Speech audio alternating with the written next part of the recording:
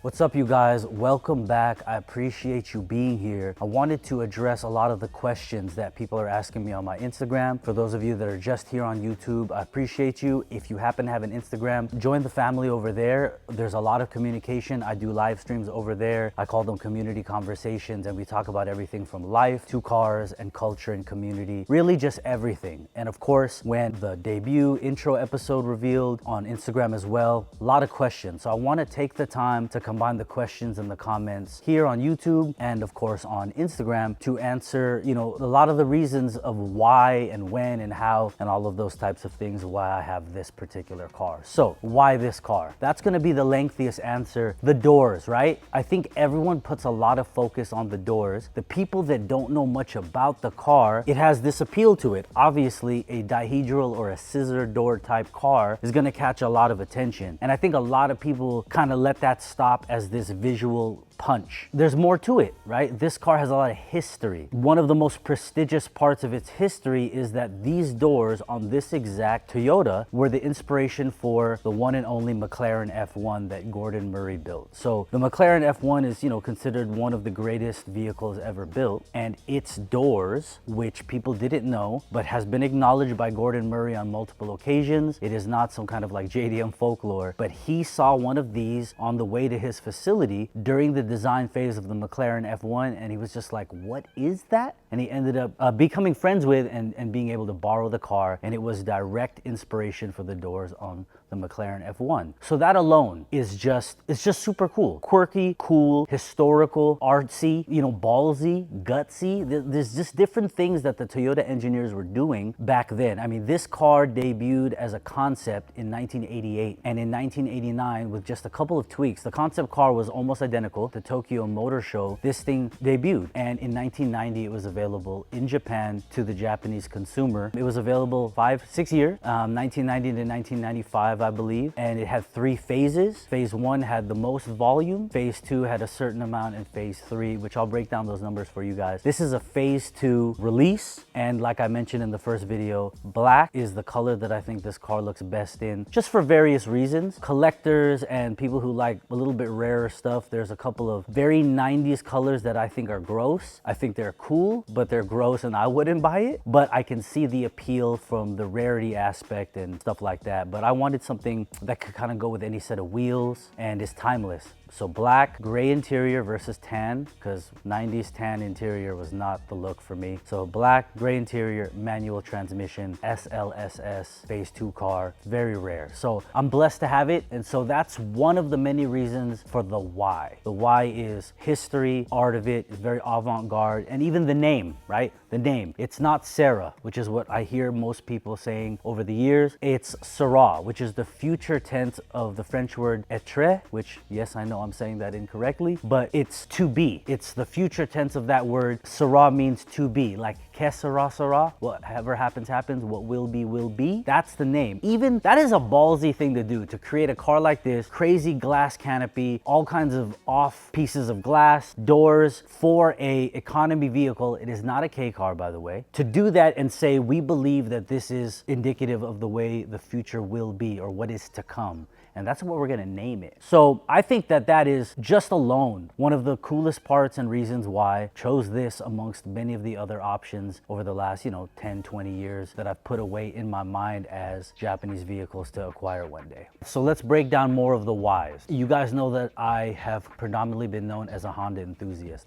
I love all types of cars. When I started being a journalist for magazines like Super Street, Import Tuner, and of course Honda Tuning, there were times where you're gonna have to learn what you don't know. And this was, many, many years ago for those print magazines. But I started to appreciate different types of cultures, subcultures, and builds, whether those be JGTC, drifting, toge cars, VIP builds, Bozozoku, just anything, right? You keep yourself well-rounded. I don't pigeonhole myself. And as a journalist, I had to be able to be secure secure and confident in the information that I would include in a write-up, right? So it wasn't just interviewing owners of cars and writing their magazine features. There's specificities and details that matter. For those reasons, you know, I became familiar with a lot of different types of cars. And it's amazing how over the last 20 something years, how under the radar this car has been. In the last 5-7 years, I started thinking more about different things, an MR2, this car, of course, all of the different types of Hondas. I really wanted something that has history, of course, something that's a little bit different, something I can have fun with. I can understand this car. There's a lot of similarities to something like a CRX, right? I've built a lot of 90s Hondas.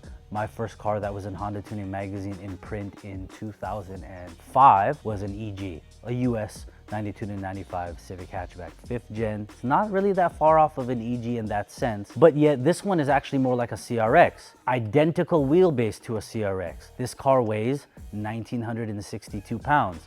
So we're getting close to like a HF model 88, 89 CRX. So in that sense, even though rounded, bubble, economy car, you think maybe EG, this is more like a CRX. So there's a lot of things about it. The 4x100, the wheelbase, the weight, the dimensions, but then you have a lot of these random oddities in the interior, not just the doors. Everyone focuses on the doors, but you guys see the interior. It's just plain out cool. Phase 1 was March 1990 to May 91, and they made about 12,000 of the 15,008 to 900. I believe the final number is 15,941. And out of that, a few dozen went, I think maybe media or things that weren't available to the public. So I believe it was around 15,850 that were available to the public. 12,000 of those were in phase 1. Different things, different fuel filler cap, different interior, beige, tan, grayish blue, stuff like that. The outside colors that have become kind of, for people that follow this car or want one, the colors that I didn't want: greenish yellow, there's like a light turquoise color, there's a dark gray one which I would have gotten, and a silver one. Black or dark gray were the ones I wanted. Phase 2, May 1991 to June 1992. So just for a year, 2,300 were made. In that 2,300, different type of fuel filler cap, the one you and I would be more used to, a screw type filler cap, different patterns, a pastel pattern, and you had different seat material options.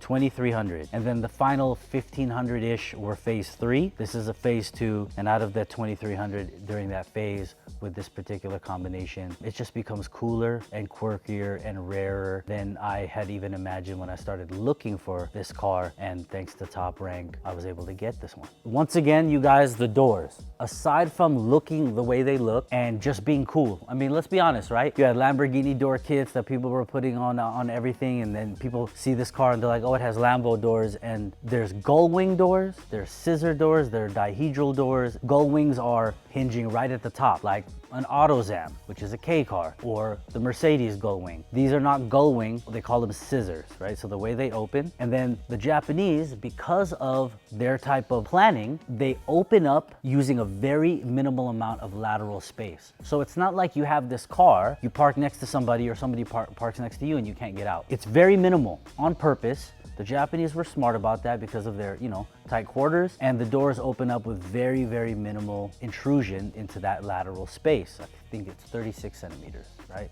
Something like that. So in that sense, it's intuitive, it's thoughtful, and cool all at the same time. I've put well over 1,000 kilometers on the car because at any moment I've had the opportunity to, I've taken it out. It's been a lot of fun so far. We talked about it earlier, 4x100. It's very 90s, even though it's a Toyota. That particular lug pattern is what I came up on, right? 90s Hondas, 4x100, wheels that are 6.5, 7 inches wide is kind of where I came up on, right? So my EG, my CRX, my EJ Coupe, all of these cars, as soon as I realized that this was 4x100, I started thinking about all of these wheels. You have everything from RS betas and GPOs, and then you get into the meshes, right? There's so many wheel options.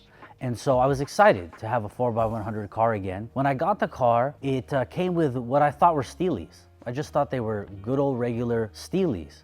black Steelies, but it's almost like they were trailer wheels. And I want you guys to see, they have these two colors, these stripings on the outside, and they had a center cap. And they actually end up looking like trailer wheels, like for trailer. And I don't really know what the guy in Japan was doing with that in that regard, but the black on black look kind of cool. I'm not the type to really want to drive around on Steelies, but they are a cool spare to have. And now that they're not really actually Steelies, I don't mind having them, and I'm probably just gonna keep them. You know, winter wheel.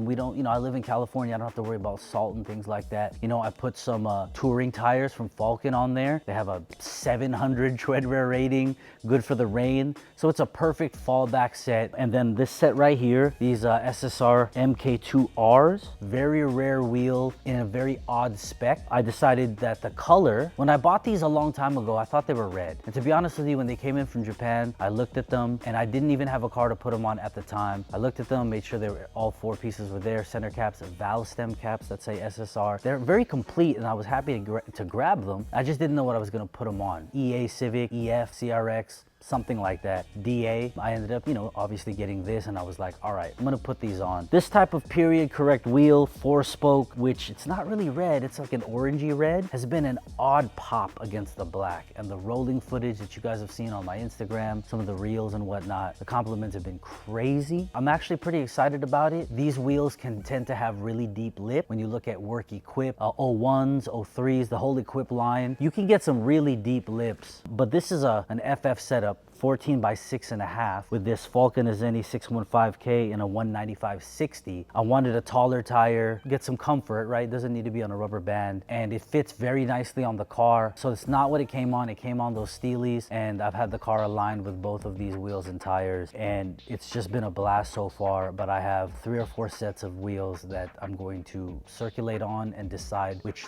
of the 2 or 3 are absolute keepers, and I'll let go of the rest. Okay, so one of the specific questions I've been asked is, am I going to leave that steering wheel on the car? And the answer is not a chance. Okay, look, like I mentioned in the intro episode, a lot of the stuff I left simply because it's just kind of cool to see what someone in Japan was driving around. This car was a driver in Japan. It was only recently picked up on Top Rank Global, Top Rank Japan side. The point being is, when I got it, some of these things I would absolutely never do. I'm sort of just rolling with it now for the fun of it and just to, you know, kind of experience what this dude in Japan was driving this black SERA around like this on those black steely wheels. And the steering wheel is most certainly not gonna stay. I've had a Momo before. It's not like there's anything wrong with that. It's just the size of it. It's too small for me. The car has power steering and turns beautifully. The way I sized out these particular wheels and tires, I can do full lock U-turns with ease, one hand. It's beautiful, but I just don't want this type of like mini go-kart type wheel. I've never had that on any of my cars. My CRX back in the day had a similar 320, 330 mil steering wheel for a month, and I was like, I can't do this. So yeah, I have a couple of period correct wheels, steering wheels for this car. You know, the first thing that comes to mind for you Toyota heads is a Tom's wheel. I do have one of those in the archives, but I wanted to do something a little bit different. I'll switch it out. Next thing you know, probably at the next event, I'll probably would have switched that out. But the steering wheel is gonna go. Why did he wrap it in carbon fiber vinyl? I don't know. It's terrible. I just think it's kind of cool right now for just the memory of it. He also picked a lot of quality components. I would have used maybe like a HKB or a Works Bell hub, Works Bell quick release. He has that, and as you can see, they're old.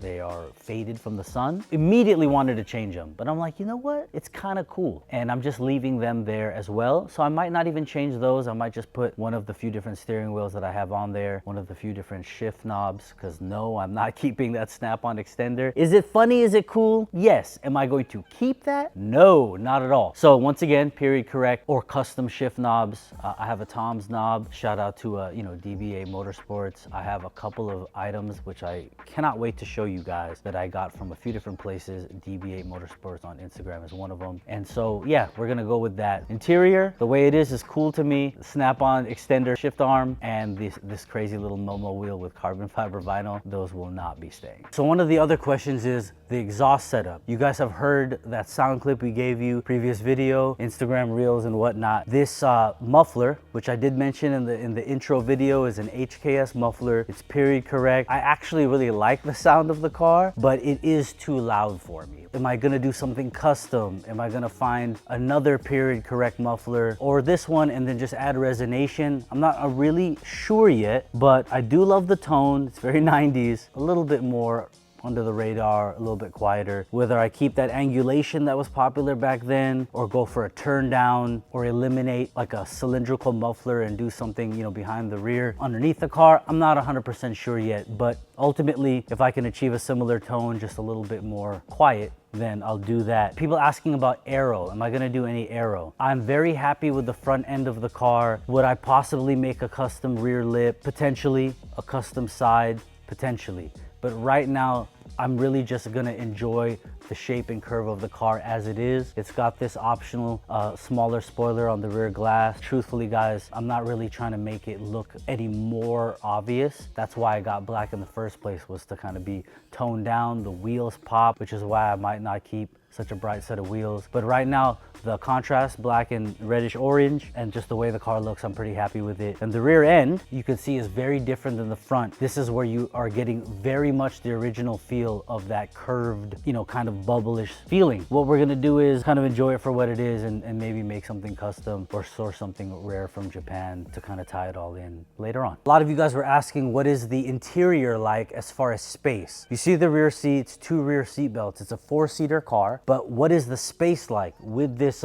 rear speaker pod or sound bar on the top, you'll open up the back, and then when you have what looks to be kind of a minimal amount of space, which is 10 times more than a Miata, and it's similar or a little bit more than an S2000 even. But when you put the rear seats down, you have a pretty respectable amount of space that's going to be reminiscent of a CRX. You know, people are asking about that because you have much more going on here than you do a CRX, even though you have a similar hatch glass tailgate kind of area. I'm going to show you guys that right now to give you the idea visually of how much space there is comparable to these other cars. Here's the rear sound bar. You can see the funky mode right here, which we've shown you before, but I'm going to show you guys when you lift up and look into the back here. This whole thing goes up. You've got a prop, and then you have a relatively respectable amount of space. That's at least one full-size check-in bag, airport runs. You can fit multiple other bags. And then over there is the, they call it an acoustic resonance woofer. The SERA Super Live Sound System ARW. Acoustic resonance woofer. It's a subwoofer. It's a subwoofer, fit right nicely into that corner. I'm gonna take that apart to replace the woofer, as I need to do with a lot of the speakers, just to update the sound quality, but that's where your lows come from, your bass comes from. With flipping this up, putting the seats down,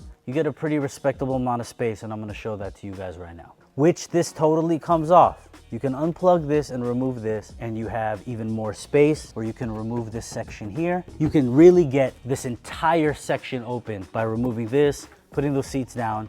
And as you can see guys, if you were to remove this and this, that's a lot of room. I mean, would I have been hauling stuff in this car back in the 90s? I don't know, but having the ability to is super cool. I am being very careful with the plastics, right? You don't know how brittle the tabs are. So I don't really want to keep taking things in and out if I don't plan to do that often, because why, right? But knowing the capabilities there and all of those types of originalities are there, I'm excited about, and I just wanted to share a little bit of that for those asking about how much room does it really have inside. As you can see, a lot. Okay, so we talked about the steering wheel. That's not staying. The Works Bell quick release, that's probably gonna stay. The snap-on shift arm extension, that's not staying. But honestly, even if I kept it, it's really the shift boot. So he, used the suede, like Type R style red stitch boot, but there's a thing called a gator. There's like a metal tube that goes around this gator or boot, and it fits in these tabs underneath here, and those are off place. So even though it's faded, it would fit better than this. I've already ordered replacements. There's a company out in the UK that specifically makes SERA shift boots. You can pick different leathers, different stitches. There's a gray color that mimics OEM. I got one of those, and I got a black leather one, which kind of just goes with anything. And then they have options. So depending on the different steering wheels that I have that have different color stitching from certain designers and manufacturers, I'm probably going to pair that up at the times that I rotate through with a matching shift boot. But an OEM gray and an all black leather are pretty much going to just be universal with anything. So those are already on the way from the UK. So that's that. And as you guys can see from the close-ups, it's still dusty in here. I've cleaned it once already, but I've driven it a lot. Windows open, doors up from some shoots from some awesome creators that have wanted to capture the car. so it's dusty again. This entire car is gonna get detailed. We're gonna extract the carpets, the floor mats. My dude Mitchell from Technique Details is gonna clean and then coat the whole thing, an interior and paint correction company's product that he recommends.